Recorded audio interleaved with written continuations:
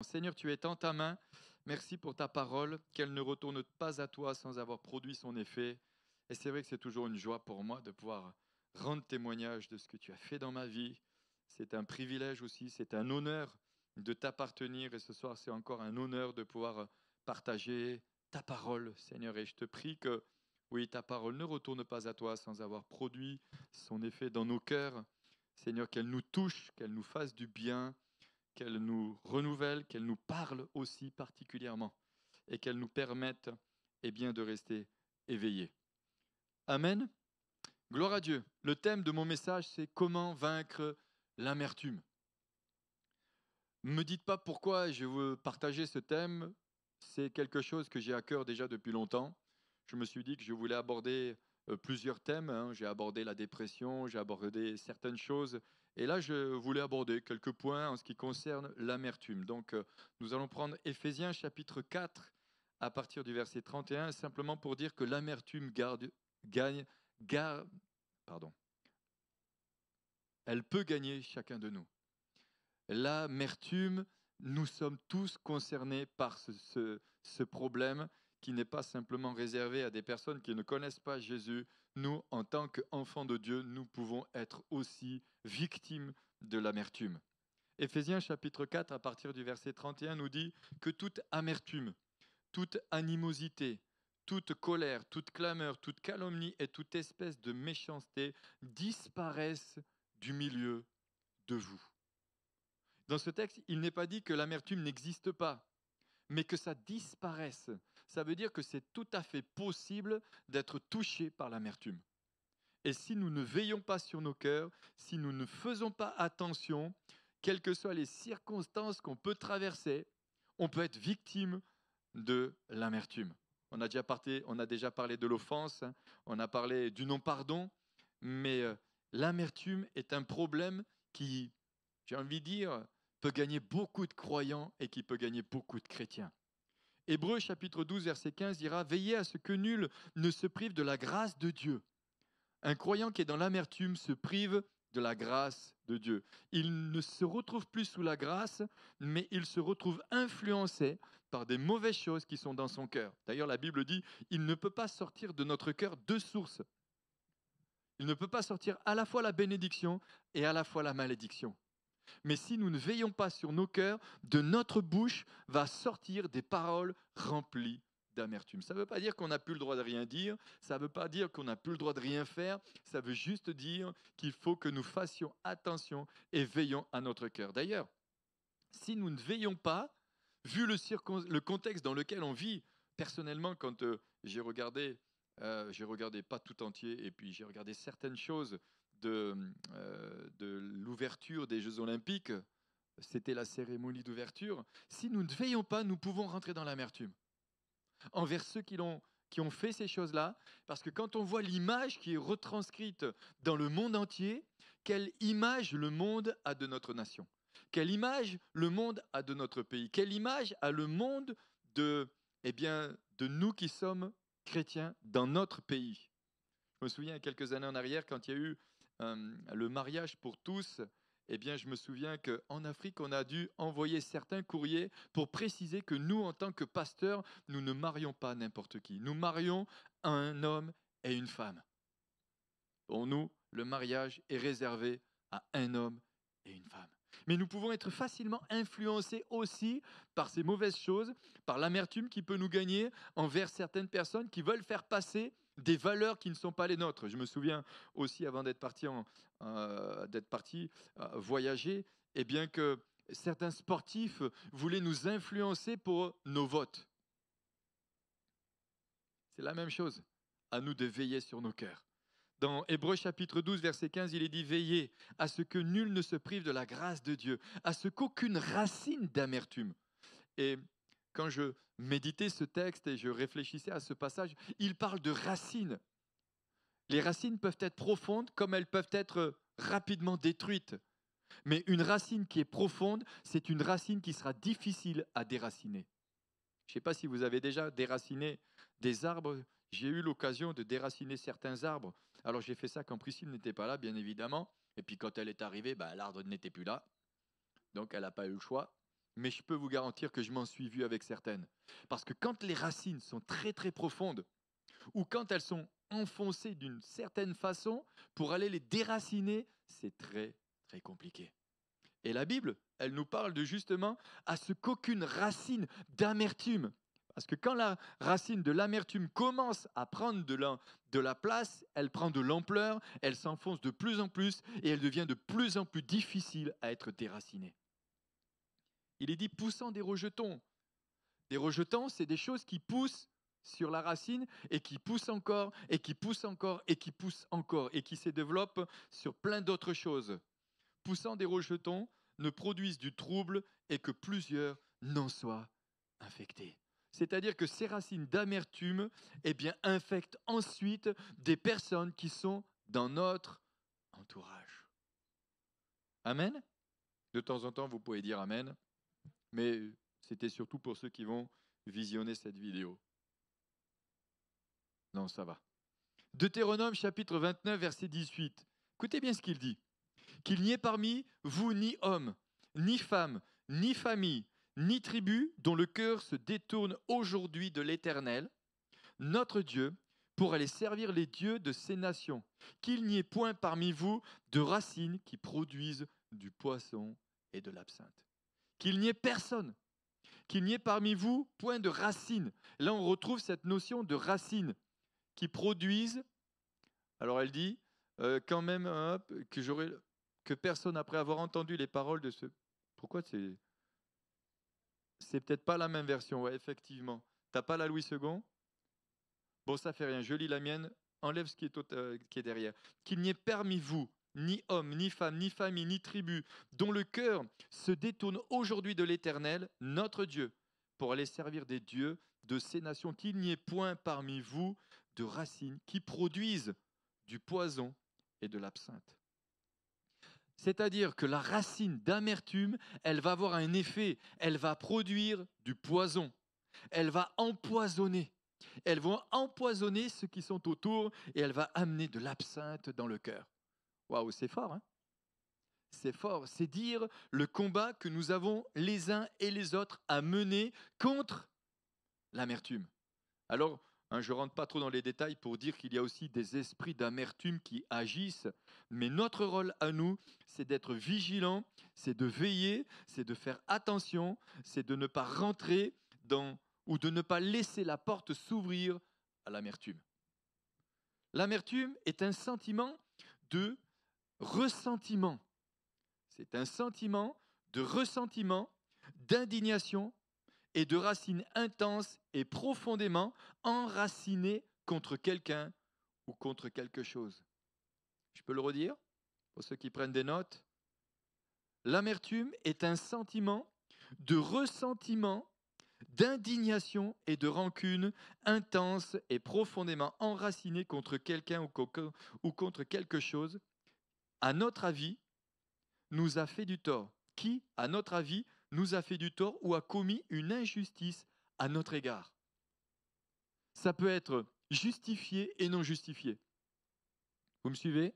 Ça peut être justifié et non justifié. On peut interpréter des choses qui ne sont pas le reflet de la réalité, qui ne sont pas le reflet de la vérité. On peut interpréter un événement qui nous amène dans l'amertume, mais qui n'est pas à la base un événement contre nous-mêmes. C'est nous qui l'interprétons contre nous-mêmes qui amène cette racine ou qui amène cette amertume. D'où l'importance de veiller et de veiller particulièrement sur nos cœurs et sur notre façon de voir les choses ou notre compréhension des choses. L'amertume est une forme de ressentiment qui provoque une forte hostilité envers les autres.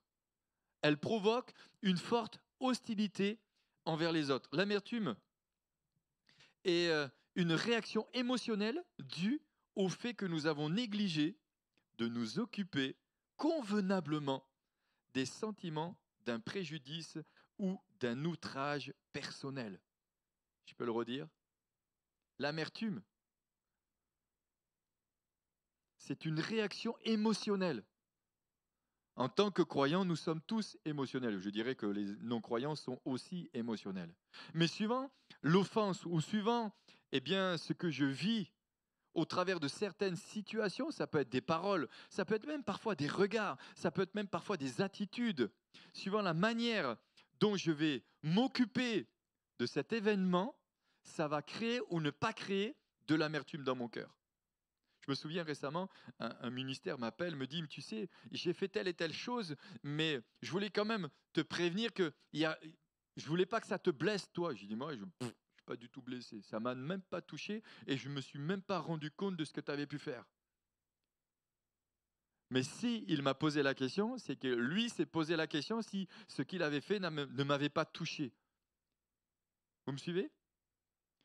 Je reprends ma phrase. L'amertume est une réaction émotionnelle due au fait que nous avons négligé de nous occuper convenablement des sentiments d'un préjudice ou d'un outrage personnel, de colère, de mépris ou du fait de ne pas avoir pardonné. Et là, on abordera ce point, c'est que le non-pardon amène la croissance d'une racine d'amertume dans nos cœurs. Et ça, tous les croyants sont concernés par ça. Tous les serviteurs de Dieu, tout au long de notre marche, nous sommes confrontés à ça. Et nous serons confrontés jusqu'au bout, jusqu'à la fin. Il ne s'agit pas de dire, c'est bon, j'ai vaincu l'amertume. L'amertume, maintenant, le problème est réglé. L'ennemi essayera de revenir, et tout au long de notre parcours terrestre sur la terre, tout au long de notre marche chrétienne, l'ennemi essaiera de nous insuffler de l'amertume ou de faire en sorte que notre cœur développe l'amertume. D'où l'importance de veiller sur notre cœur. Il y a un texte que vous connaissez par cœur, c'est Proverbes chapitre 4, verset 23, qui dit « Veille sur ton cœur ». Garde ton cœur plus que toute autre chose, car de lui viennent les sources de la vie. Veille sur ton cœur. Il y a des couples qui ont divorcé à cause de l'amertume. Ils ont laissé à un moment donné la porte s'ouvrir à l'amertume, le non-pardon, l'amertume est rentrée et a amené le couple à se séparer et à même divorcer. C'est pourquoi les couples chrétiens doivent veiller encore plus à ne pas à ne pas laisser l'accès à cette amertume, mais à libérer le pardon, la miséricorde, la compassion. Amen. Je continue. Parce que nous avons été humiliés, offensés, mal compris, mal interprétés, traités de manière injuste. Des fois, ça m'arrive de dire à ma femme, comment toi tu as perçu cet événement qu'on vient de vivre? Et je me rends compte parfois qu'avec ma femme, il y a un décalage. On n'a pas la même perception des choses. Parfois, je peux demander à l'équipe aussi qui est autour, dire comment vous avez perçu les choses, comment vous les interprétez. Parce qu'on n'a pas la même sensibilité. On n'a pas grandi dans la même culture. J'avais récemment cet été aussi des discussions avec une de mes nièces. Je partageais l'évangile où on lui partageait la manière dont j'avais pu rencontrer le Seigneur Jésus et je lui disais que la différence qu'il pouvait y avoir entre Priscille et moi, c'est qu'elle a vécu dans une famille, j'allais dire entre guillemets, tout à fait normale, alors que moi j'ai grandi dans une famille dysfonctionnelle. C'est pas grave, c'est pas un problème, nous sommes en Christ, nous marchons avec Jésus. Seulement, il faut prendre conscience de là où nous venons, c'est que nous n'avons pas le même héritage. Et c'est là où nous devons veiller. Je me souviens un jour, quand j'étais en Centrafrique, nous, on avait l'expression de dire ça vaut pas un clou. Mais là-bas, tu peux pas dire que ça vaut pas un clou, parce qu'un clou, c'est un clou. Moi, j'ai vu des gens sur le marché vendre un clou, un aspirine, ou une aspirine, je sais pas comment on dit. Nous, on va jeter, vous savez, les capsules de Coca-Cola, on va les jeter. Mais là-bas, ils sont capables de faire des maracas, je sais pas, de... Vous avez compris? Non, mais c'est vrai. Donc parfois, on n'a pas le même recul, on n'a pas le même vécu, on n'a pas le même héritage, on ne vient pas du même endroit, on n'a pas grandi de la même façon non plus, on n'a pas grandi dans la même éducation. On n'a pas grandi dans la même éducation. Et puis culturellement, parfois, il y a des opposés. Mais ce n'est pas que nous sommes mieux ou nous sommes moins bien, c'est juste que nous sommes différents. À nous d'en avoir conscience. Mal interprété, traité de manière injuste ou parce qu'on nous a fait du tort ou que notre droit a été violé ou parce qu'on n'en a point tenu compte. Je continue. L'amertume n'est donc rien d'autre qu'une attitude de non-pardon qui a mûri et qui est devenue rigide. peux le redire? L'amertume n'est donc rien d'autre qu'une attitude de non-pardon qui a mûri et qui est devenue rigide. L'amertume, elle, elle peut se diriger aussi envers Dieu. On peut avoir de l'amertume envers Dieu. Pourquoi Dieu n'a-t-il pas agi dans telle et telle circonstance? Je me souviens récemment avoir vu une story d'un jeune homme que je connais bien et je connaissais bien sa maman, mais il a perdu sa maman il y a 25 ans. Il avait 13 ans ou quelque chose comme ça.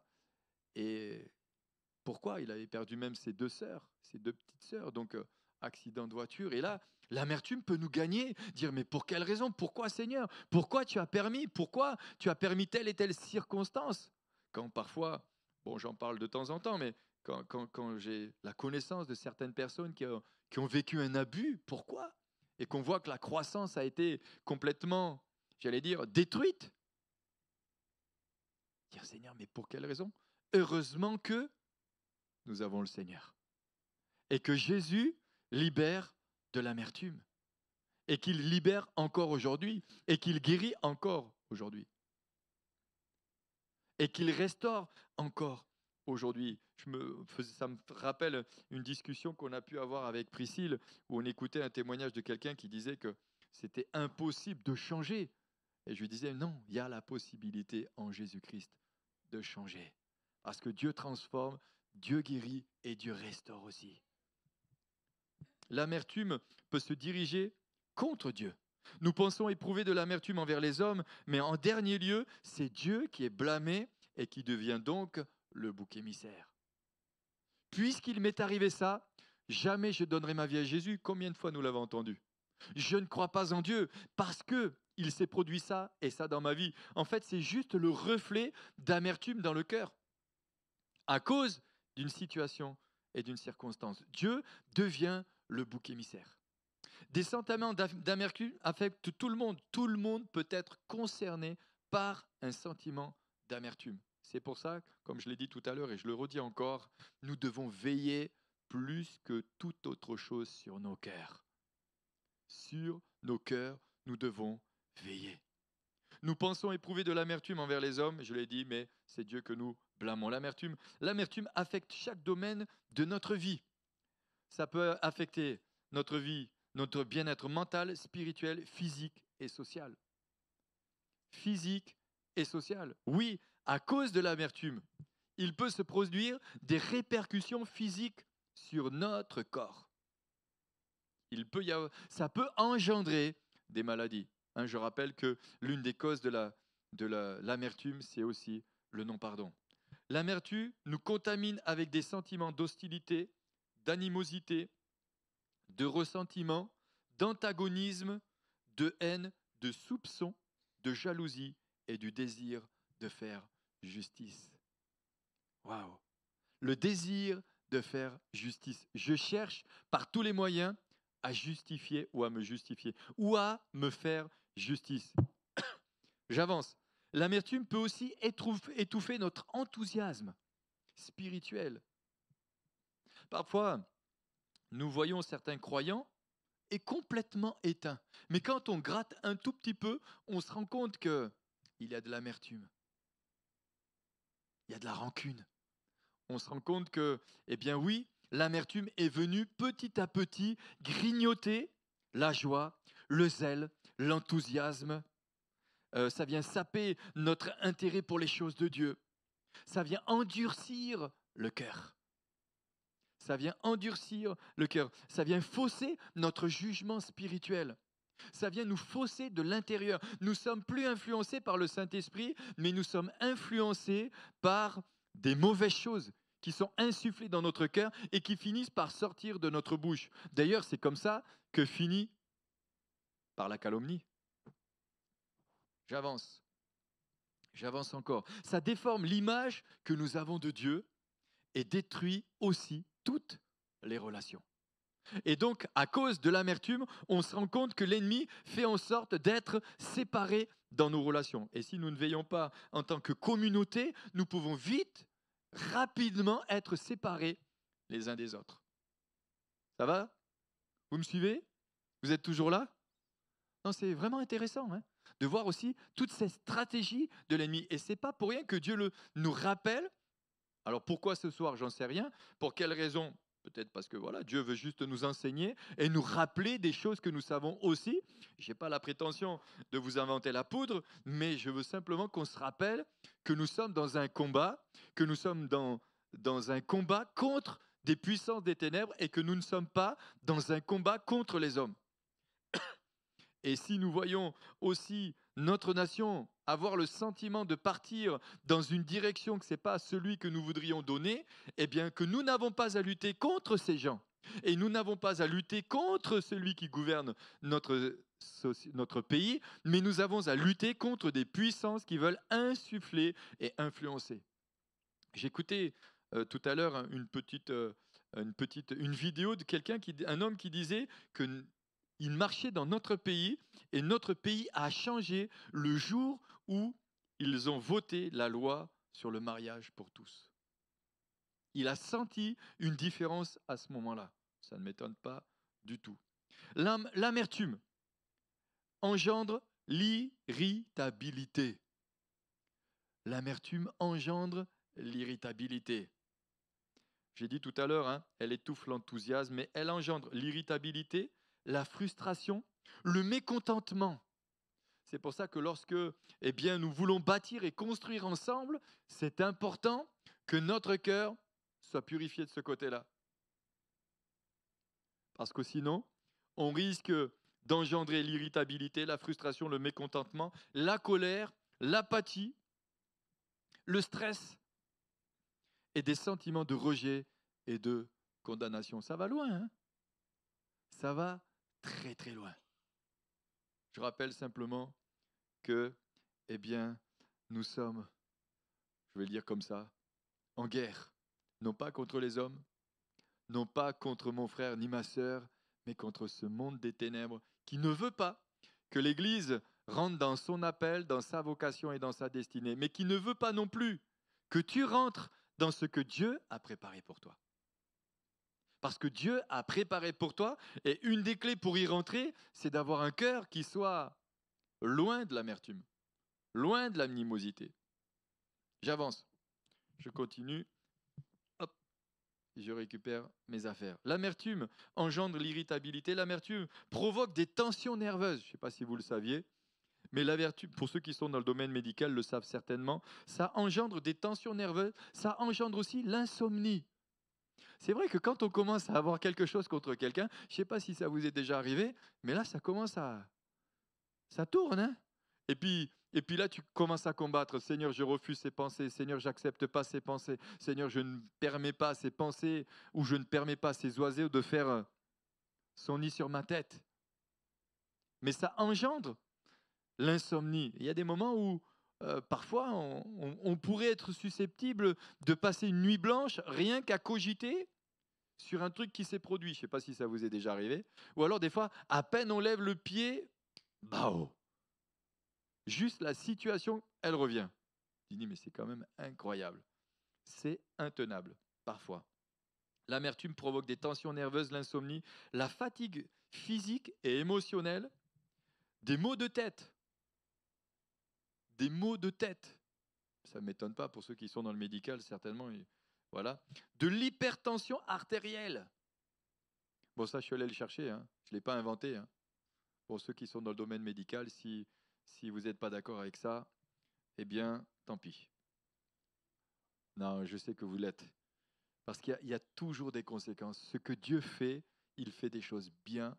Et on est un corps tel. C'est pour ça, des fois, quand je me dis, mais comment les athées font pour croire que Dieu n'existe pas? C'est un truc incroyable. Quand on regarde le mécanisme de l'homme, quand on regarde la nature, j'allais dire, comme diraient les jeunes, c'est un truc de fou. C'est un truc de malade. Et ma fille, elle a une expression, il va falloir que je la ressorte, celle-là. C'est une dinguerie, exactement, c'est celle-là. Je dis, ça, c'est son expression. C'est une dinguerie. Je dis, mais c'est pas... D'ailleurs, elle m'en a sorti une bonne petite parenthèse. Elle m'a dit que je lui avais transmis les gènes des bêtises. Comment elle a dit, Pauline? Des blagues nulles. et paf, heureusement que j'ai pas d'amertume envers elle, je lui ai pardonné. Mais notre corps est tellement complexe. Oui, je lui ai transmis, vous imaginez? C'est pas l'ADN, c'est les gènes, carrément. Des blagues nulles. Voilà, merci pour la transformation familiale. Ça transmet l'hypertension. Écoutez bien encore, la perte d'appétit et des ulcères. Waouh! Alors, la Bible parle d'une racine d'amertume. On va plus loin parce que le temps passe déjà. Waouh, j'en suis encore qu'à mon introduction. La Bible parle d'une racine d'amertume parce que son effet potentiel dans notre vie est pareil à des racines qui s'étendent et qui nous entortillent et nous étouffent. Vous imaginez la scène? Ça me fait penser un peu à... Moi, j'ai coupé mes arbres il n'y a pas tellement longtemps, c'était au mois de juin. Je me suis bagarré avec des ronces. Ça me fait penser à cette image-là. C'est comme des ronces qui viennent enfermer notre cœur, qui viennent ligoter notre cœur. Si nous ne nous en occupons pas, elle finira par saper notre relation avec Dieu et par troubler sérieusement notre relation avec nos proches. Bien des mariages ont fini, je l'ai dit tout à l'heure, par des divorces à cause de l'amertume. Deuxièmement, petit b, l'adjectif amer signifie d'un goût désagréable, d'un goût désagréable, venimeux, comme l'eau empoisonnée qui était donnée à boire à la femme soupçonnée d'adultère en Nombres chapitre 5, verset 18. Vous pourrez lire, je n'ai pas le temps de lire ce texte, mais quand il y avait un homme qui suspectait son épouse d'adultère, il amenait la femme au sacrificateur et il lui faisait boire de l'eau. Alors, je relisais encore ce texte tout à l'heure. J'imagine la scène aujourd'hui. Eh bien, tu suspectes ta femme d'adultère, donc tu l'amènes au pasteur ou au ministère qui va lui faire boire une petite potion pour voir si véritablement cette eau, si véritablement elle l'a fait ou pas. Et la Bible nous dit que eh bien, c'était considéré l'eau amère qui apportait la malédiction. Ça apportait la malédiction. Et si effectivement la personne ne confessait pas ou si eh bien, elle n'avait rien commis, elle n'avait rien commis, mais si elle avait commis quelque chose, l'eau devenait sur sa vie une malédiction. Et vous pourrez lire ça dans Nombre chapitre 5 et particulièrement le verset 18. Mais c'est intéressant de lire tout le contexte pour lire aussi ce qui se produisait à cette époque. Au sens figuré, l'amertume est un état mental ou émotionnel qui nous ronge et nous empoisonne intérieurement. C'est un état mental ou émotionnel qui nous ronge et nous empoisonne intérieurement. L'amertume peut être due à un deuil, je l'ai dit tout à l'heure, ça peut être dû à un deuil, ou tout ce qui affecte l'esprit comme le poison affecte le corps. Il s'agit d'un état d'esprit dans lequel nous refusons consciemment de renoncer à notre colère. Ça, c'est une clé. Ceux qui écoutent, c'est une clé. Et vous savez, nous qui sommes pasteurs, nous sommes concernés aussi comme n'importe qui. Nous sommes concernés. Dans toutes les situations que nous pouvons traverser, nous sommes concernés aussi. Renoncer à la colère. Si je ne renonce pas à la colère, l'amertume peut prendre racine dans mon cœur. Si bien que nous pouvons nous sentir offensés et exploser de fureur à tout moment. C'est pour ça que parfois il y a des personnes, nous ne savons pas pour quelle raison, et d'un coup, bam, ça explose. Pourquoi? Il y a quelque chose là derrière. Il y a quelque chose derrière qui n'a pas été réglé devant le Seigneur. Ou quelque chose qui doit être réglé. Ou quelque chose que la personne est en train de traverser, qui l'amène dans ça. J'avance. Le plus grand danger, quand on laisse l'amertume envahir notre cœur, est qu'elle empêche toute réconciliation. Alors, je suis aussi conscient que parfois nous ne pouvons pas nous réconcilier avec certaines personnes parce que la personne n'en a pas la capacité ou ne le souhaite pas. On peut se réconcilier que avec des personnes qui le souhaitent, qui le veulent et qui sont d'accord. Maintenant, ça ne veut pas dire que si j'ai été offensé, eh bien, je dois accepter toutes les offenses aussi. Je traite mon cœur et je traite ce qui doit être traité dans mon cœur. Mais ça ne veut pas dire que dans la réconciliation, je dois aussi tout accepter. Si une femme est battue, elle peut se réconcilier, mais ça ne veut pas dire qu'elle a le droit d'accepter de continuer à vivre avec lui. Ça va, on est d'accord? Alors je dis femme battue, mais ça peut être aussi un homme. Parce que maintenant, il y a l'égalité. Hein. Non, c'était pour vous détendre. J'ai écouté un témoignage, mais je ne vais pas le sortir maintenant, je n'ai pas le temps. Ok. Par conséquent, l'amertume amène la colère, qui est la manifestation extérieure d'un sentiment intérieur. Je le redis. Par conséquent, l'amertume amène la colère. Elle amène la colère, qui est la manifestation extérieure d'un sentiment intérieur. La colère mène souvent à des conflits quand la personne en colère ressent le besoin de faire entendre des griefs à tout. Et c'est vrai que là, comme ça, quand je dis ça, il y a des images qui me viennent de certaines situations qu'on a même pu traverser. Et effectivement, certaines réactions, eh bien, on se rend compte que c'est simplement la conséquence d'une colère qui n'a pas été déposée à Dieu ou qui n'a pas été, j'allais dire, dégagée de l'être intérieur, qui a fini par de l'amertume et qui est sorti à un moment donné dans une situation. D'où l'importance de bien veiller sur notre cœur, mais aussi de bien apporter au Seigneur certaines colères. Et je l'ai vécu personnellement. Il y a eu des moments, des situations où j'ai dû dire, Seigneur, je dépose à tes pieds cette colère par rapport à cette personne. Pas 7, le chiffre 7, hein, mais 7 personnes. Il y a des moments, c'est de dire, j'apporte, Seigneur, je dépose, j'ai pris conscience que ça va amener plus que de la colère, ou ça va amener plus, alors je me dégage de ces choses-là et je ne permets pas à ces choses de venir infecter par l'amertume dans mon être intérieur. Ça va, c'est des clés que je donne encore. Je prends position. Je prends des positions. Récemment, j'avais une rencontre et puis on partageait l'évangile et puis à un moment donné, quelqu'un, pendant ces derniers temps, j'ai vraiment pris plaisir à voir la manière dont le Saint-Esprit conduisait certaines situations. Et je disais pendant qu'on était dans cette réunion, je disais au Saint-Esprit, donne-moi quelque chose. Il faut que tu puisses me donner vraiment une pensée pour elle. Et d'un coup, le Saint-Esprit m'a parlé. Je sentais vraiment que la personne, je reprenais le texte de Paul qui a dit à Timothée que personne ne te méprise. Que personne ne te méprise. Le mépris peut engendrer l'amertume. Mais le mépris peut aussi t'amener à te mépriser toi.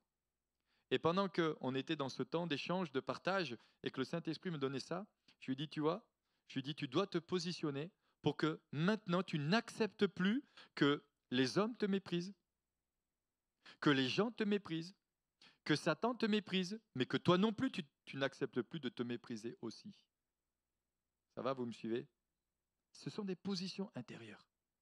Je me positionne, je me positionne afin de ne pas laisser l'accès à l'ennemi.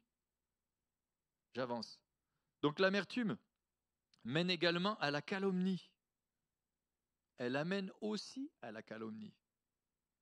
Éphésiens chapitre 4, on l'a vu tout à l'heure, il ne s'agit pas de blasphème contre Dieu ou de mensonge éhonté, ou qui veut dire sans honte, à l'encontre d'autres hommes, mais de tout discours inspiré de la colère, dont le but est de blesser les autres. C'est les conséquences de l'amertume. Tout cela mène à un esprit de méchanceté avec des sentiments très durs pouvant aller jusqu'à la haine intense. Une telle attitude est charnelle et diabolique.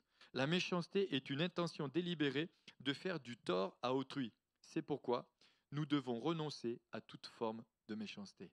Et c'est pourquoi le premier texte que nous avons lu, dans Éphésiens chapitre 4, versets 31 et 32, il est dit que toute amertume, toute animosité, toute colère, toute clameur, toute calomnie et toute espèce de méchanceté disparaissent du milieu de vous.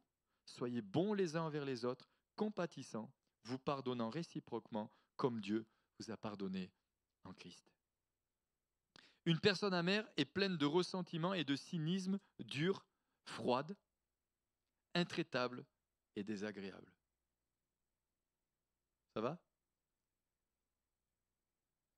Chacun de ces traits de caractère s'oppose à la volonté de Dieu. Ils sont charnels, non spirituels. Galates chapitre 5, et je vais m'arrêter là et puis je reprendrai une autre fois. Galates chapitre 5 à partir du verset 19. Galates 5, 19 dira « Or les œuvres de la chair sont évidentes, c'est-à-dire inconduite, impureté, débauche, idolâtrie, magie, hostilité, discorde, jalousie, fureur, rivalité, division, parti pris, envie, ivrognerie, orgie et choses semblables. Je vous préviens, comme je l'ai déjà fait, ceux qui se livrent à de telles pratiques n'hériteront pas du royaume de Dieu. Mais, le fruit de l'esprit est amour, joie, paix, patience, bonté, bienveillance, fidélité, douceur, maîtrise de soi. La loi n'est pas contre de telles choses. Ceux qui sont au Christ, Jésus, ont crucifié la chair avec ses passions et ses désirs. Si nous vivons par l'Esprit, marchons aussi par l'Esprit. Ne devenons pas vaniteux en nous provoquant les uns les autres, en nous portant envie les uns les autres. Si nous vivons par l'Esprit, marchons aussi par l'Esprit. Amen. Hébreux chapitre 12, verset 15, et je conclus, nous met en garde. Veillez à ce que personne ne se prive de la grâce de Dieu. L'amertume nous privera de la grâce de Dieu. À ce qu'aucune racine d'amertume produise des rejetons, ne cause du trouble et que beaucoup n'en soient infectés. Notre défi, nous ne devons en aucun cas laisser de racines d'amertume grandir dans notre cœur, car elles nous priveraient de la grâce de Dieu. Ce que Dieu veut, c'est que ses enfants vivent dans l'amour, dans la joie, dans la paix, dans la sainteté, mais pas dans l'amertume. D'ailleurs, la Bible dira, pardonnez-vous ou pardonnons-nous les uns et les autres. Pardonnons-nous réciproquement. Et si Dieu nous a pardonné, à bien plus forte raison, nous aussi, nous devons nous pardonner. Ça ne veut pas dire accepter tout, mais ça veut dire simplement être libre intérieurement. Par conséquent, en tant que croyants, nous devons toujours nous tenir sur nos gardes contre le danger de l'amertume. Amen. Seigneur, merci pour ta parole. Merci parce que ta parole est esprit et vie. Et je te rends grâce et je te remercie pour cette parole, que tu puisses nous donner cette capacité d'être toujours vigilant. Seigneur, ici, sur certains points, il y a des choses dans lesquelles nous devons évoluer. Seigneur, étends ta main. Au nom de Jésus, je veux te prier pour tous ceux qui sont là ce soir, mais je veux te prier pour tous ceux qui écouteront ce message, et je veux te prier pour chacun de nous. Donne-nous d'être toujours vigilants. Donne-nous d'être toujours attentifs. Donne-nous d'avoir un regard qui soit juste et clair sur nous-mêmes. Ne nous permets pas de rentrer dans la tentation, comme il est écrit, garde-nous dans la tentation, préserve-nous du mal. Dans le nom de Jésus, nous voulons te rendre gloire et honneur et te dire merci parce que tu nous as donné ton esprit qui nous conduit dans toute la vérité. Je te bénis et je te rends grâce et je te remercie particulièrement pour ta parole. Qu'elle ne revienne pas à toi sans avoir produit son effet dans chacun de nos cœurs au nom de Jésus. Amen. Amen. Donc la prochaine fois, ou quand j'apporterai, j'avais 5 points à vous partager ce soir, j'ai abordé que le premier. Donc la prochaine fois, on verra l'amertume, quelques causes de l'amertume.